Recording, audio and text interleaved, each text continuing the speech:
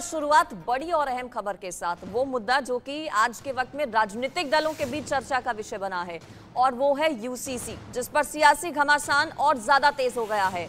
मुस्लिम personal law board ने emergency meeting बुलाई है। 3 घंटे चली मीटिंग में पीएम के बयान पर मंथन हुआ। कानून मंत्री यूसीसी के मुद्दे पर गृह मंत्री से मुलाकात करने पहुंचे। तो लगातार इस पूरे मामले पर बैठकें भी चल रही हैं, चाहे मुस्लिम पर्सनल लॉ बोर्ड हो, अलग अलग राजनीतिक दल हो विपक्ष के, या फिर खुद केंद्र सरकार। चूंकि बड़े संकेत पीएम मोदी ने दे दिए हैं, कल भोपाल में दिए अपने भाषण में, यूसीसी जल्द ही देश में लागू हो सकता है।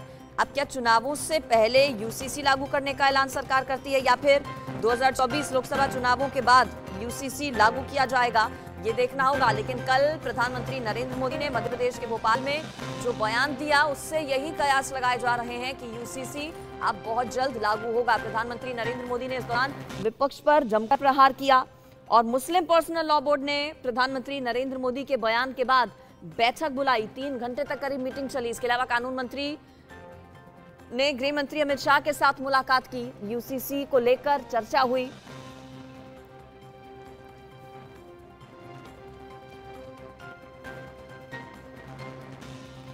विपक्ष के कई ऐसे दल हैं जो कि यूसीसी का लगातार विरोध कर रहे हैं।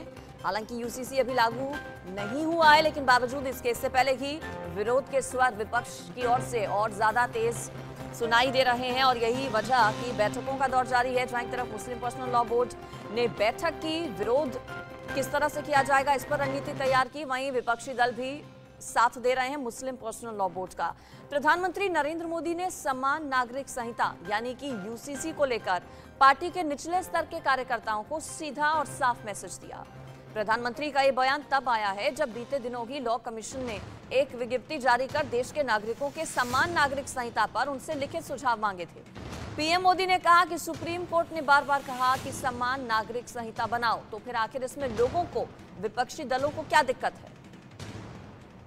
कि यूनिफॉर्म सिविल कोड के नाम पर ऐसे लोगों को भड़काने का काम हो रहा है।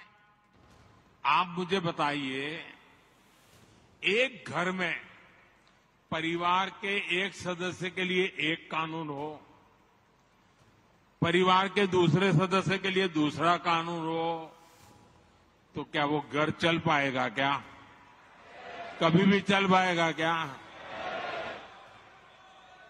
फिर ऐसी दोहरी व्यवस्था से देश कैसे चल पाएगा? हमें याद रखना है कि भारत के संविधान में भी नागरिकों के समान अधिकार की बात कही गई है। साथियों, ये लोग हम पर आरोप लगाते हैं, लेकिन सच ये है कि यही लोग मुसलमान करते हैं।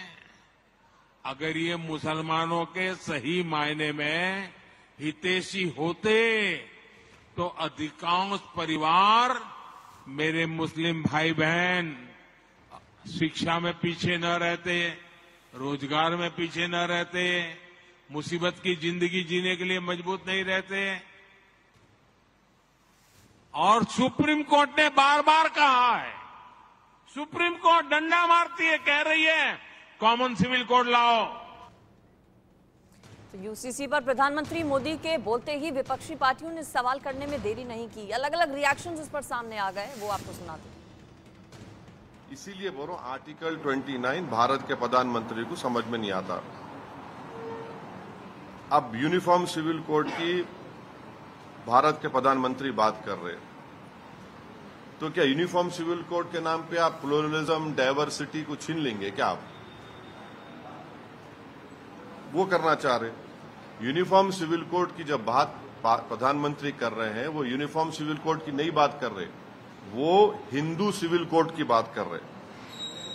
पूरे जो इस्लामिक रेफरेंसेस है प्रैक्टिसेस के, उसको वो इलीगल ट्रीट करेंगे और पूरे हिंदू प्रैक्टिसेस को प्रधानमंत्री अंडर द लॉ प्रोटेक्ट कर लेंगे। जो आप कानून की बात कर रहे हो, सबके लिए एक कानून हो, तो आप करें तो क्या करें? पूर्वोत्तर में साफ हो रहे हो, हिमाचल हार रहे हो, कर्नाटक बुरी तरह हार रहे हो, दिल्ली साफ हो रहा है आपका।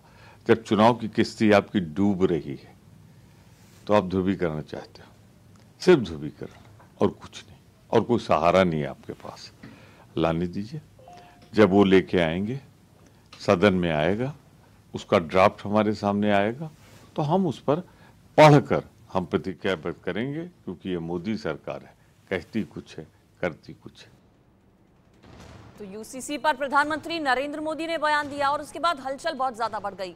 केंद्रीय गृह मंत्री अमित शाह से कानून मंत्री अर्जुन राम मेघवाल ने मुलाकात की। करीब 40 मिनट तक चली ये मीटिंग। गृह मंत्री अमित शाह से मुलाकात करने के लिए कानून मंत्री मेघवाल पहुंचे। 40 मिनट तक करीब ये पूरी मीटिंग चली। हलचल दरअसल बहुत ज्यादा बढ़ गई है। देखिए, प्रधानमंत्री नरेंद्र मोदी ने कल भोपाल में यूसीसी को लेकर बयान दिया, जिसके बाद देर रात all India Muslim personal law board की तरफ से भी बैठक बुलाई गई, जिसमें इसके सदस्यों ने बताया जा रहा है कि ड्राफ्ट तैयार किया और बताया जा रहा है कि उसे लॉ कमीशन को सौंपा जाएगा। वहीं दूसरी तरफ गृह मंत्री अमित शाह की मुलाकात कानून मंत्री के साथ हुई। हलचल बहुत ज्यादा बढ़ गई है और इस हलचल के बढ़ने के बाद प्रधानमंत्री नरेंद्र मोदी के कल दिए गए बयान के बाद रिएक्शंस ना सिर्फ सामने आ रहे हैं बल्कि बैठकों का दौर भी शुरू हो गया है। तो क्या ऐसे में अब समझा जाए कि वो तारीख दूर नहीं जब केंद्र सरकार की तरफ से यूसीसी को लागू किया जाएगा, इस पर प्रस्ताव लाया जाएगा संसद में। पीएम मोदी ने पसमानदा मुसलमानों पर भी बड़ा बयान दिया। पीएम ने कहा कि राजनीति ने पसमानदा मुसलमानों का जीना मुश्किल कर दिया। पीएम ने कहा कि कुछ लोग मुस्लिमों को भड़काने का प्रयास कर रहे हैं।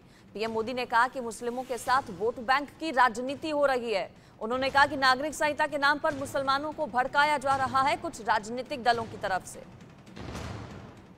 के ही धर्म के एक वर्ग ने पसमानदा मुसलमानों का इतना शोषण किया है, लेकिन इसके ऊपर कभी देश में चर्चा नहीं हुई। जो पसमानदा मुसलमान है उन्हें आज भी बराबरी का हक नहीं मिलता, उन्हें नीचा और अछूत समझा जाता है। ये सब इतने पिछड़े रहे हैं, इनके साथ इतना भेदभाव हुआ है। भाइयों बहनों, इस भेदभाव का नुकसान उनकी कई पीढ़ियों को भुगतना पड़ा, लेकिन भाजपा देश के हर नागरिक के लिए सबका साथ सबका विकास की भावना से काम कर रही है। पीएम मोदी ने यूसीसी पर बयान दिया। अपने संबोधन में कल 3 तलाक का जिक्र किया, पसमानदा मुसलमानों का जिक्र किया। ओवैसी ने न सिर्फ यूसीसी को लेकर पलटवार किया बल्कि पसमानदा मुसलमानों को लेकर भी ओवैसी ने बयान दिया। क्या कहा, सुनिए। मंत्री को बोलना चाह रहा हूं कि ये जुनैद और नसीर को हरियाणा में राजस्थान से किडनैप करके हरियाणा में लाकर जिंदा जला दिया गया। आपकी सरकार है, आपकी सरकार ने वहां पर गौरक्षकों को, पसमानदा लोगों को मारने के लिए हथियार की लाइसेंस दिए। उसको पकड़ते नहीं आप, वो आदमी को जिसके पास हथियार है लाइसेंस के, उसका नाम है एफआईआर में। प्रधानमंत्री हमको ये बताओ कि फिर आप कर्नाटका में रिजर्वेशन क्यों निकाले भैया? वही तो Pasmanda backward class of Muslims को मिल रहा था ना, आप तेलंगाना में निकालना चाहते।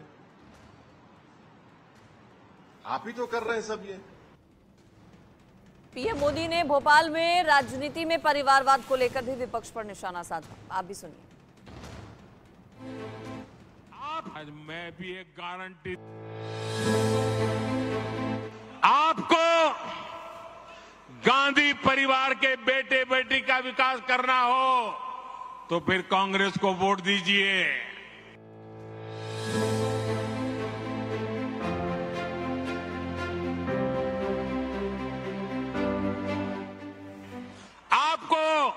मुलायम सिंह जी के बेटे का भला करना है तो फिर समाजवादी पार्टी को वोट दीजिए।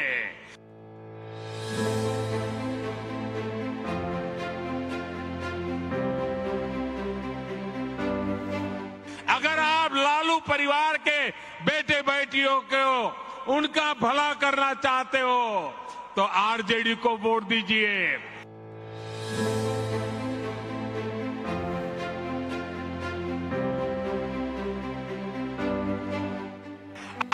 शरद पवार जी की बेटी का भला करना हो तो आप एनसीपी को वोट दीजिए।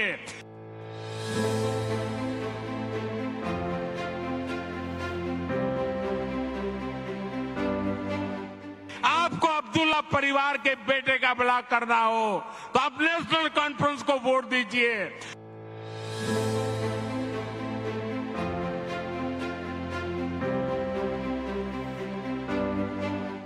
आपको करुणानिधि जी के बेटे बेटियों पोते पोतियों का भला करना हो तो डीएमके को वोट दीजिए।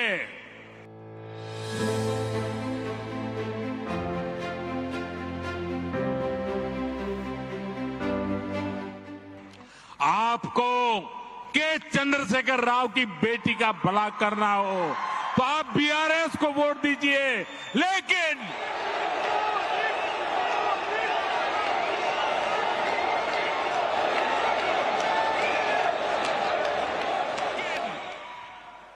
लेकिन मेरी बात ध्यान से सुनिएगा। मेरे देशवासियों, मेरी बात ध्यान से सुनिएगा। अगर आपको अपने बेटे का, अपनी बेटी का, अपने पोते का, अपनी पोती का, अपने नाते का, अपनी नाती का, अगर आपको अपने परिवार के बच्चों का भला करना है तो आप वोट भाजपा को दीजिए। जहां प्रधानमंत्री मोदी भ्रष्टाचार को लेकर तमाम विपक्षी पार्टियों के कार्यकाल में हुए घोटालों को गिना रहे थे, वहीं इसके साथ ही पीएम मोदी ने भ्रष्टाचारियों के खिलाफ लोगों को एक गारंटी भी दी। ये गारंटी भ्रष्टाचारियों को किस कदर परेशान करेगी, उनकी नींद उड़ा रही है, वो आपको सुनाते हैं। आज मैं भी एक गारंटी देना चाहता हूं। दे दो, दे दो, दे दो। अगर उनकी घोटाले की गारंटी है तो मोदी की भी एक गारंटी है।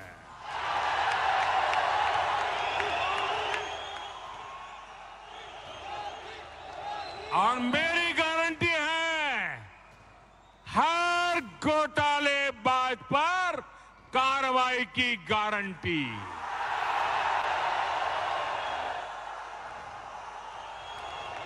हर चोर लुटेरे पर कार्रवाई की गारंटी।